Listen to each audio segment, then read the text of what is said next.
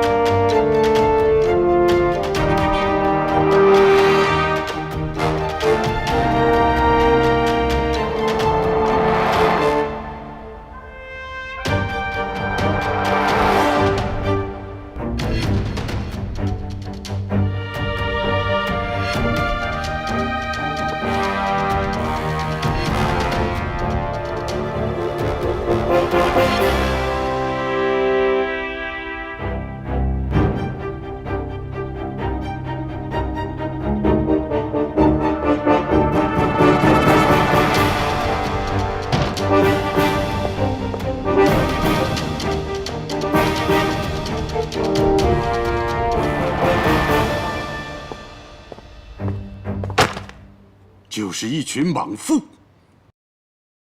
军部这些人，除了烧杀抢掠，完全就是一群莽夫。军部的电报内容，语气虽然苛责强硬，但是并没有终止通缉化。军部大臣田俊六的证明书以及和谈备忘内容，也会赶在您第二次见面之前由专人送到香港。这就说明，军部对您的工作，并没有完全否定。用中国人的话来说，军部对我金睛武夫，就是一个巴掌，一个枣。恕属下直言，您现在无论是对待军部，还是对待重庆方面，态度都过于温和了，该是到了强硬的时候了。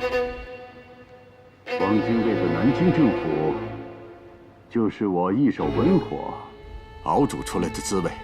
现在，军部已经尝到了甜头，所以现在军部更少不了您。大佐，我明白，您是担心，对于重庆方面，如果过分追求结果，不但达不到目的，反而可能会适得其反。但是现在时局如此，您必须做出选择了。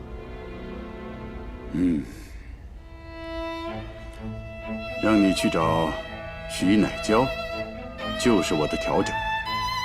什么时候该做什么，我自有分寸。军部这列火车的速度就快要失控，和谈是唯一让其刹车的办法，不然就会车毁人亡。曾平那边的情况怎么样？通行证很管用，出入一切正常。韦景和冈崎各自负责的区域都没有发现，现在整个地区只剩一块地方没有找。我能肯定，曾平的住处就在那儿。那徐乃娇呢？见着了。这个女人不太好接近。该怎么做，就不用我教你了吧？明白。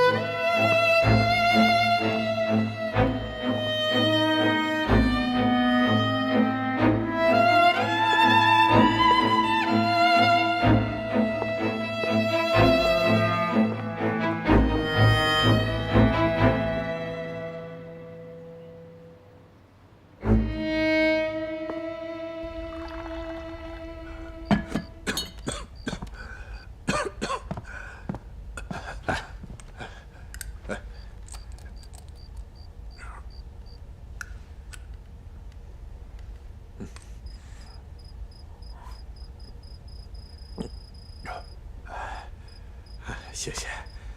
我听老陈说，白天你的哮喘病又发作了。老王，我的病现在反正也就这样了，放心，我死不了。我会想办法再弄一点药。老王，你要知道啊，我现在要撑下去的决心，是比任何人都强的。我懂，你安心休息。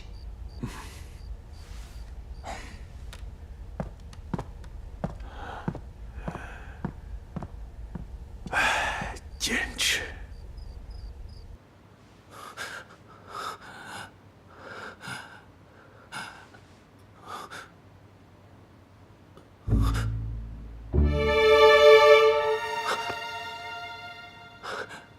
老师，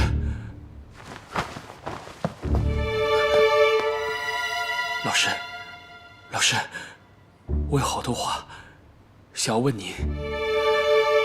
他们说你投靠了汪伪政府，是真的吗？他们说你是汉奸，我不信。我知道，你的心里只有我们的国家，我们的民族，所以您不是汉奸，对吗？对吗？您告诉我，对吗？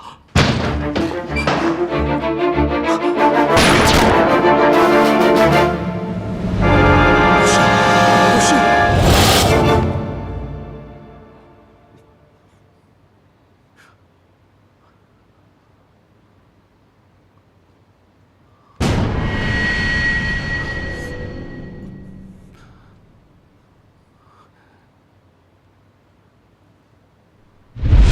国家的命运危在旦夕，我认为我更应该像个真正的军人一样，到战场上去拼杀，而不是躲在这里接受这些所谓的训练。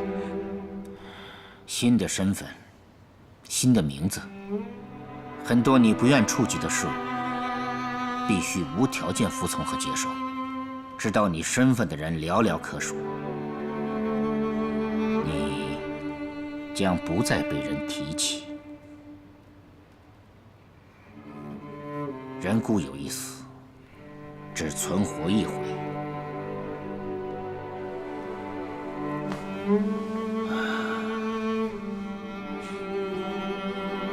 你选择了光明，到战场上同敌人厮杀，光彩夺目，战功卓著；选择秘密工作，在黑暗中前行，默默无闻，将你的喜怒哀乐用无声来表述。5年、10年，直到使命的完成。明与暗，你选择何方？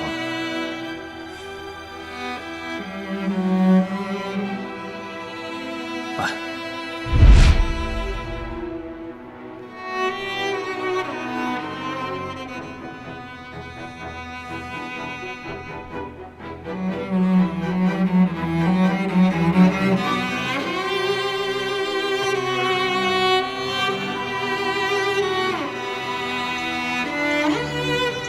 委任状根本就不在金京武副手里，就连军部派人送达的时间都不清楚。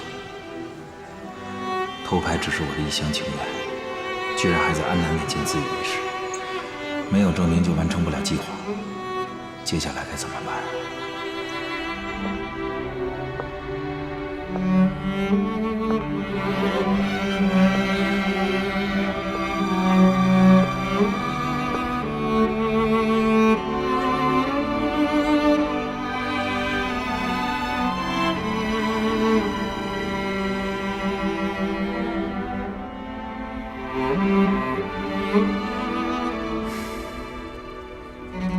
木村直接联系上了徐乃娇，安娜就有暴露的可能，必须想办法，尽快破坏掉这场核弹。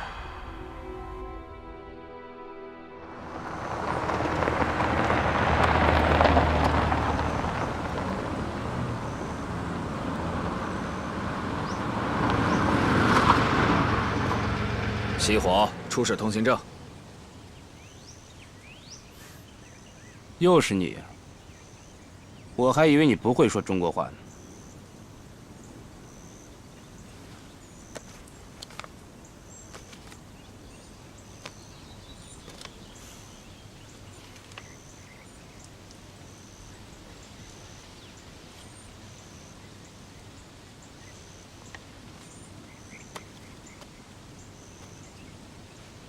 有什么问题吗？表面上看没什么问题。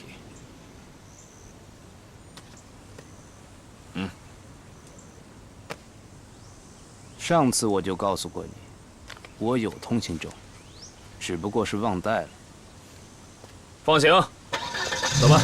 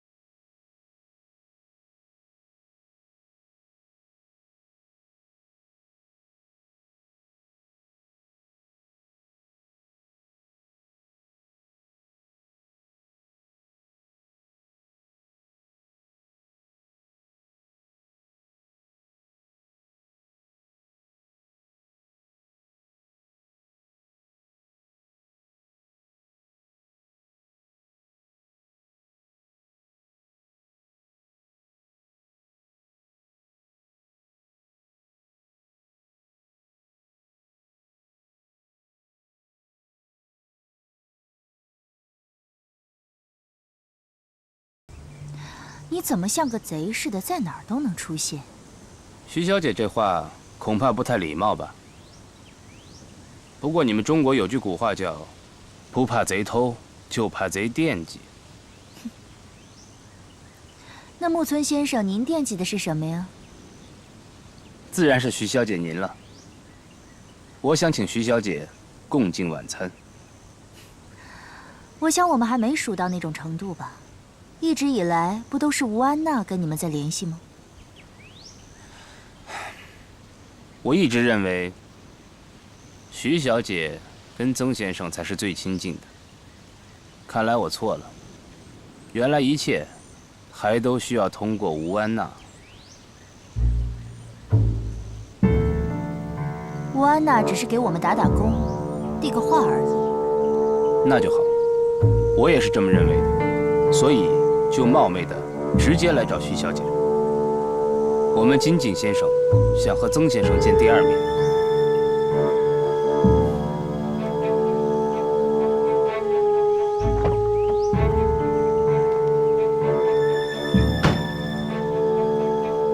说吧，时间地点。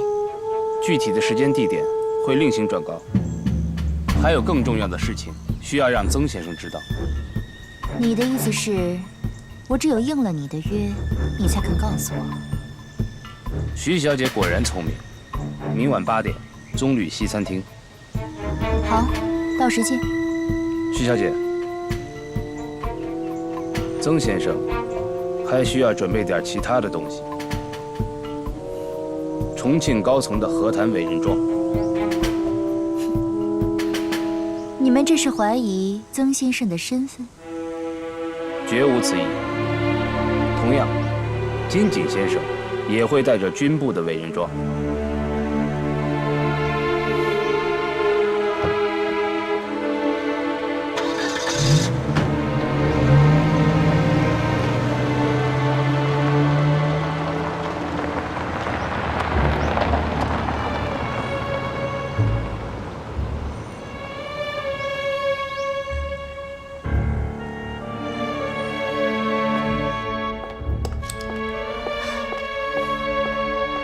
先生，木村平太找上门了。往常日本人摸不到门路，这次为什么找到了？之前就找过我，可能是尾随跟踪。一定要查清楚他是怎么找到的。他说什么了？他告诉我，金京武夫要求尽快见面，而且还要求先生在下次见面的时候，要带着重庆方面的和谈委任状。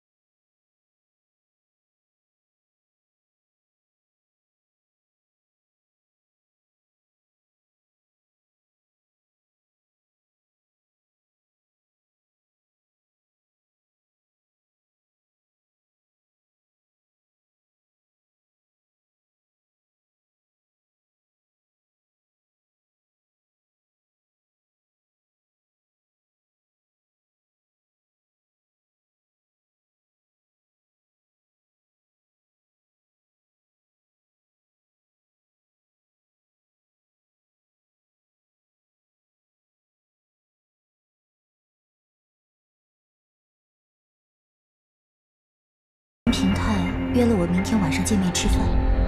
好啊，你去赴约。他们什么意思啊？原先这些话都是由吴安娜来传的，可这回金京武夫却找到了你，为什么？这就说明金京武夫有些话是不能让外人知道的。可吴安娜就是咱们和谈的外人。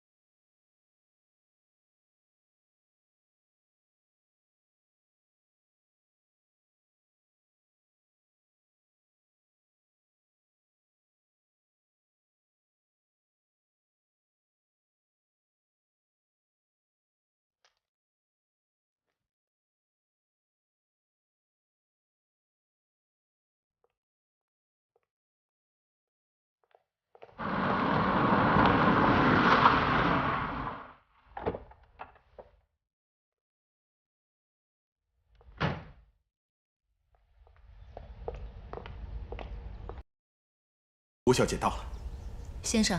啊，吴小姐，这是给你的。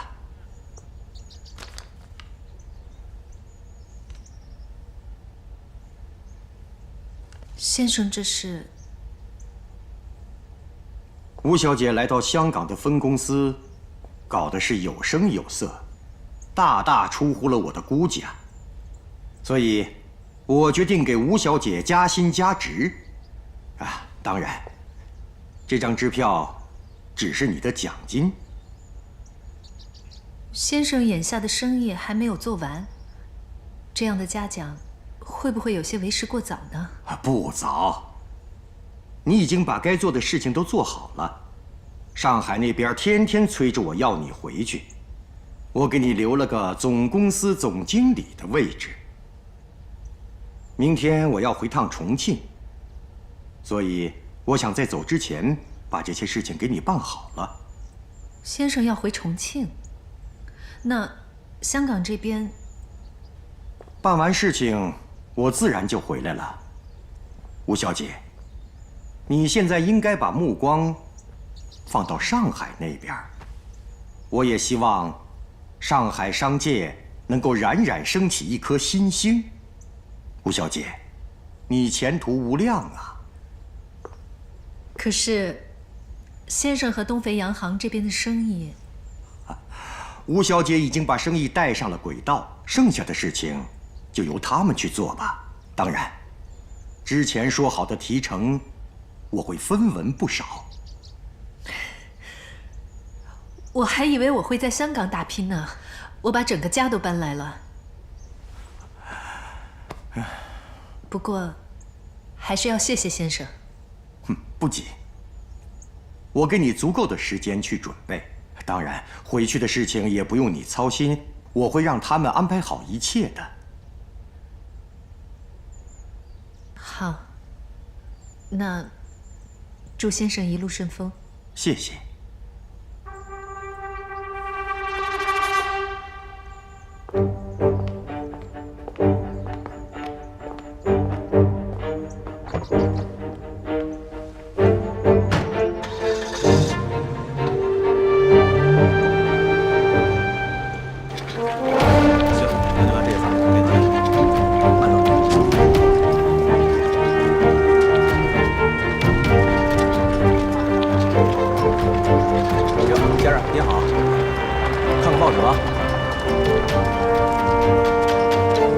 今天刚到的。好嘞。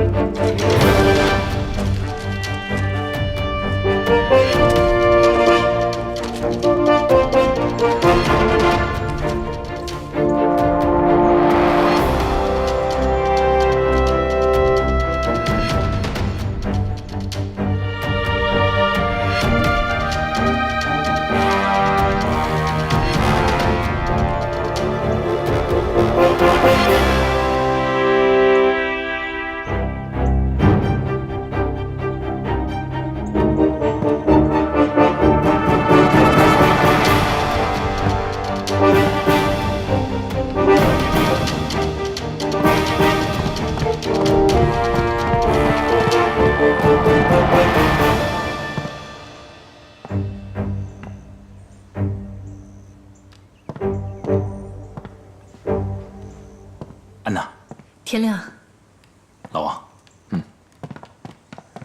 天亮，金井武夫的委任状到手了吗？我们能不能做一个金井武夫的委任状？可以仿制，但是金井武夫手上并没有这份委任状。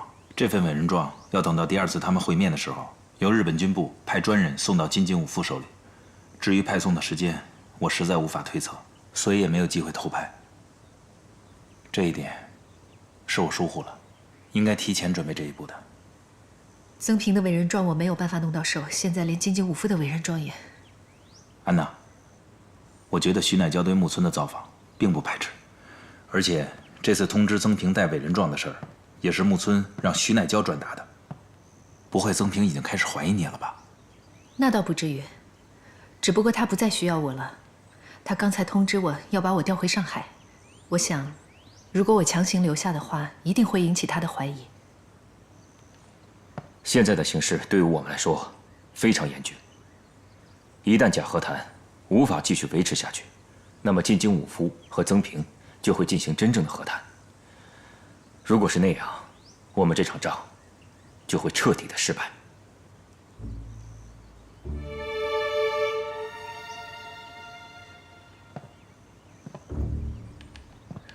难道就没有别的办法了吗？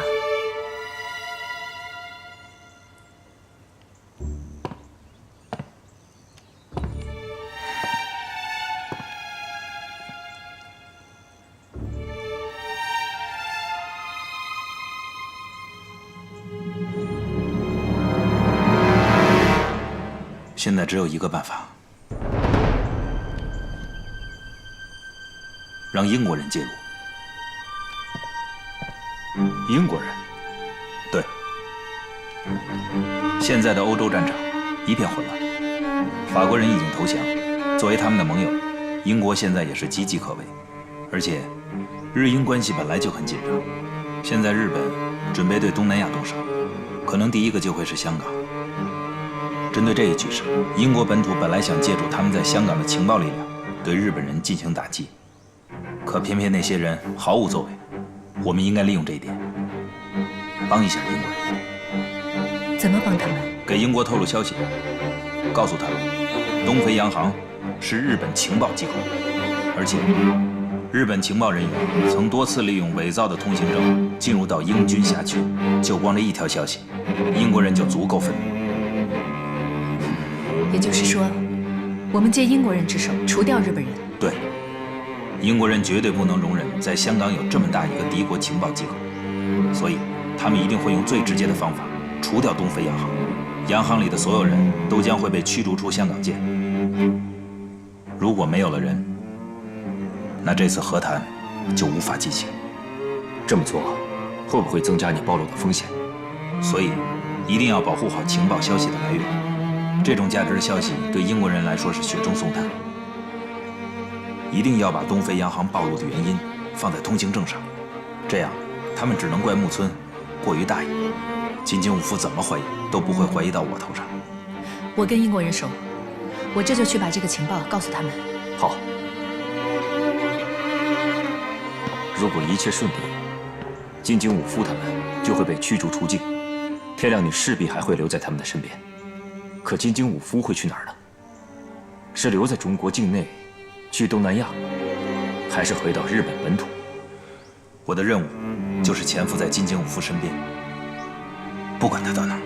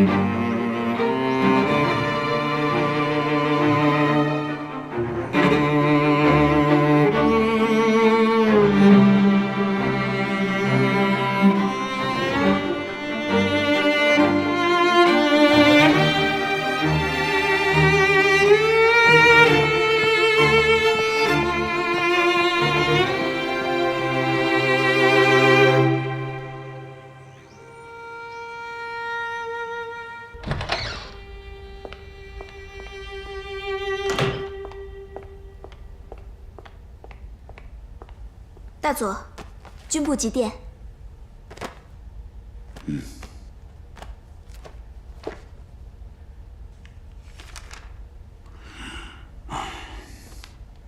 小泽，吩咐洋行总务去收拾出一个干净的房间，过几天军部会派人过来。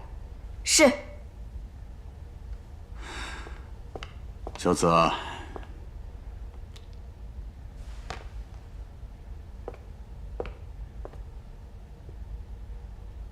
如果战争结束，你最想做的是什么呀？我……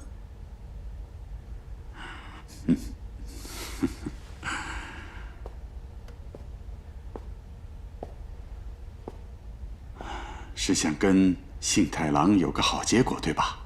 哎呀，您就别取笑我了。可是这战争真的会很快结束吗？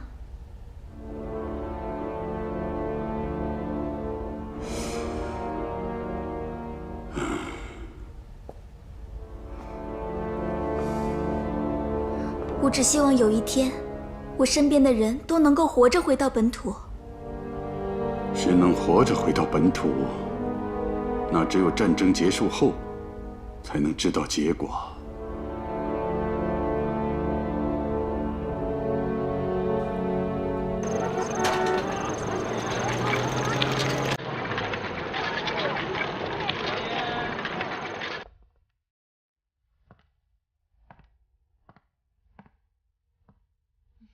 木村先生，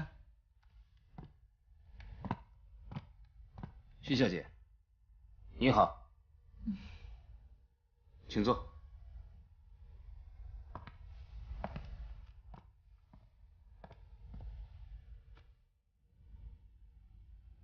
我已经把关于委任状的事传达给曾先生了。啊，不知道曾先生最近在忙些什么？现在可是双方谈判的敏感时期，听木村先生这话，有点像打探情报的嫌疑。徐小姐太谨慎了，这既是优点，也是缺点。怎么讲？我这个人说话直，请徐小姐不要见怪。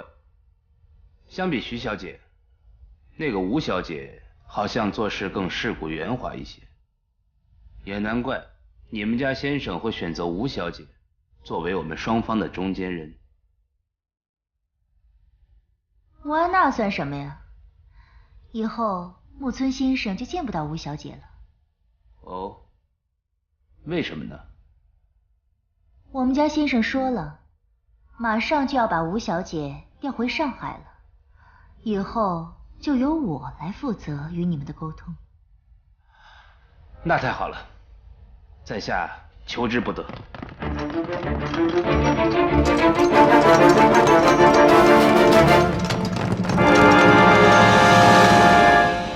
徐小姐，请。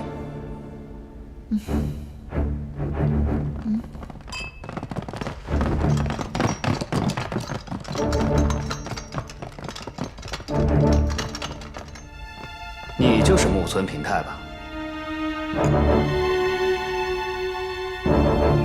有什么事吗？请你跟我走一趟啊。我什么都没做，为什么要跟你们走？你用伪造的通行证进入英管区，而且你还是个间谍。我想我有必要提醒你一下，这里是香港。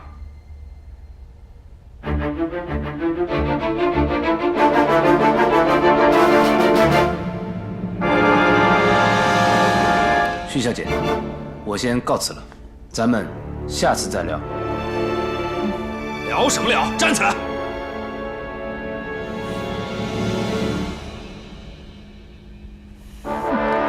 看什么看？一起带走！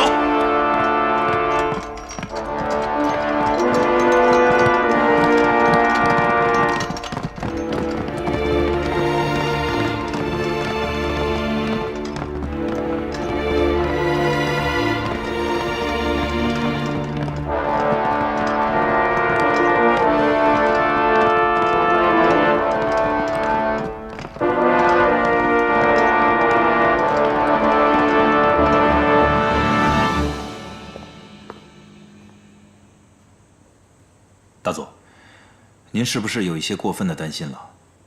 中佐身手不凡，一般人都接近不了他。他现在应该是有一些紧急的事情在处理。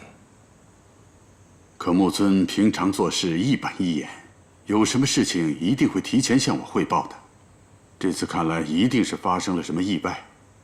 要不要我们两个人出去打探一下消息？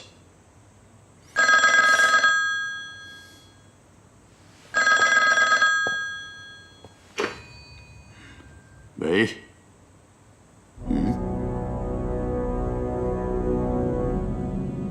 我知道了。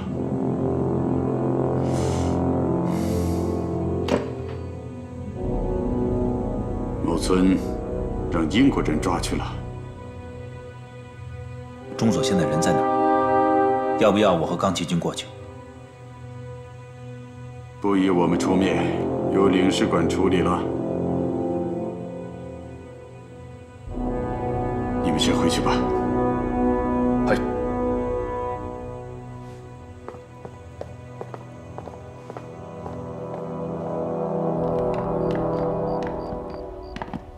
老王，怎么样？英国人已经把木村平太和徐乃娇抓起来了，下一步应该就是东非洋行了。就等明天了。英国人已经向公司确认了徐乃娇的身份，我想，我去警察局把徐乃娇保出来。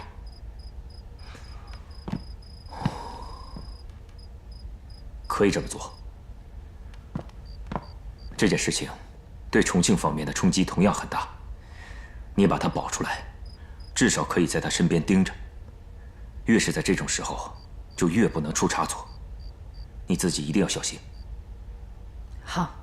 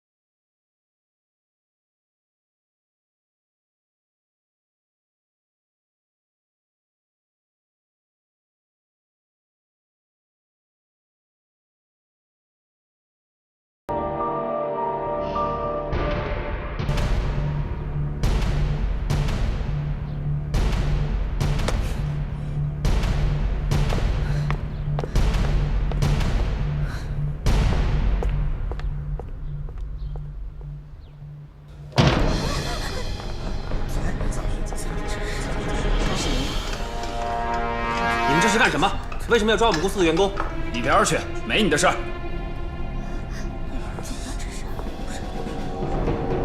带路吧，我算是给你们日本人面子，要不然我早就叫人把你们直接赶出去了。走吧。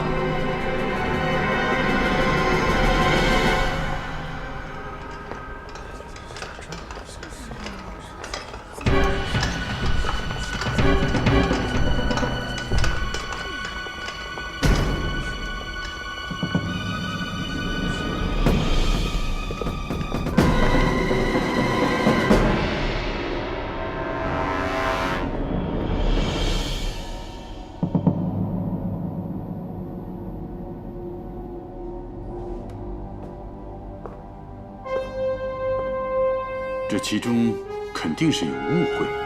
我们洋行是个做生意的场所，怎么会是情报机构呢？误会？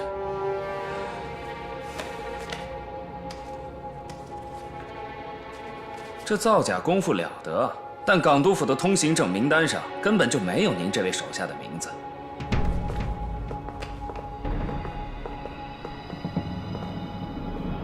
伪造通行证进入禁区本来就是重罪。军情六处顺藤摸瓜，发现东肥洋行竟然隐藏着日本的情报机构。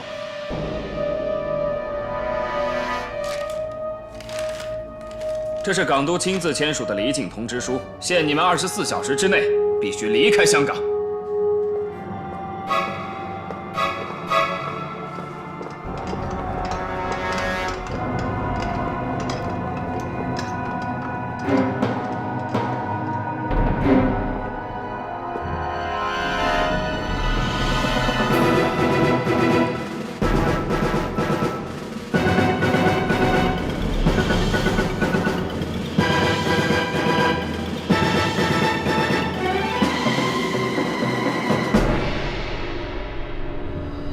你们都回去吧。哎。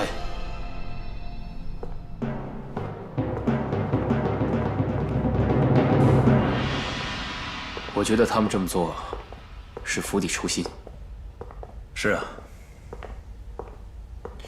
难道说就这么结束了？大佐精心策划的同计划就这么失败了？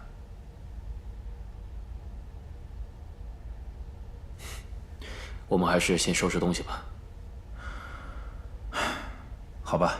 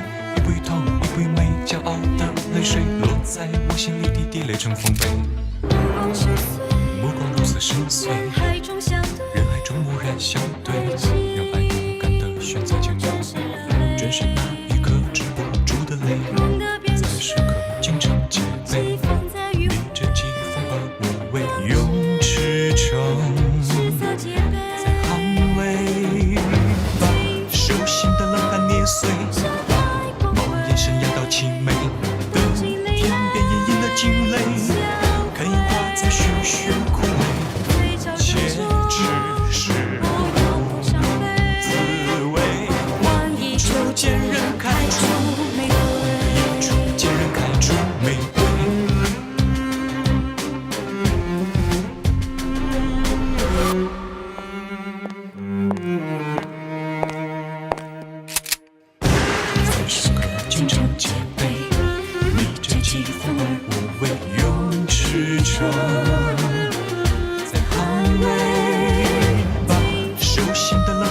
碎。梦魇生涯到凄美的天边，奄奄的惊雷，刻印画在栩栩枯萎，且只是滋味。换一处见人开出玫瑰，一处见人开出玫瑰。怎么，魏行军，你厌恶这场战争？战争就会带来死亡，死亡就意味着有无数的家庭会破碎，不知道有多少人会失去丈夫、儿子。这种伤痛会伴随他们一生的。